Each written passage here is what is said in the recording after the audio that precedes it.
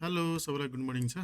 आज चाहिँ हाम्रो यो examiner.com मा चाहिँ हामीले फ्री मक टेस्ट अथवा मोडल इक्जाम अथवा सिमुलेसन इक्जाम जे पनि एउटै हो त्यो कसरी दिने भनेर हामी सिक्दैछौँ। सबैभन्दा सुरुमा चाहिँ तपाईँको वेबसाइटमा मोबाइलको होस् वा वेबसाइटको होस् के अरे कम्प्युटरको अथवा ल्यापटपको होस् त्यसको ब्राउजरमा जानुलाई जुनसुकै ब्राउजरमा जाँदा पनि हुन्छ। त्यसपछि examiner.com युआरएल हाल्ने ठाउँमा हाल्नुला। त्यसपछि तपाईँको यस्तो आउँछ। अब तपाईँको फर्स्ट टाइम युजर हुनुहुन्छ भने चाहिँ एकचोटि गेट स्टार्टेड गरेर साइन अप गर्नुला। तपाईँ स्टुडेन्ट हो त्यही भएर यसरी गर्नुला। जस्तै मैले एउटा डेमो आइडी बनाउन लाग्छु तपाईँलाई देखाउनको लागि। डेमो स्टुडेन्ट गराएँ, डेमो डट स्टुडेन्ट, यो मेरो इमेल हो है त। यो देखाउनको लागि बनाएको हो, त्यही कारण आफ्नो गर्नुला। अनि एउटा पासवर्ड सेट गर्नुला है त तपाईँहरूले।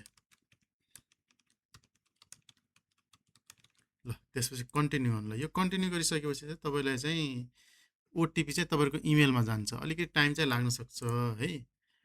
जिमेलहरूमा चाहिँ छिटो आउँछ, कहिलेकाहीँ अलिकति ढिलो हुनसक्छ।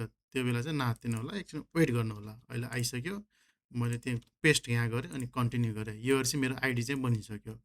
अब मैले त्यही इमेल र पासवर्डले चाहिँ म लगइन चाहिँ गर्छु यहाँ।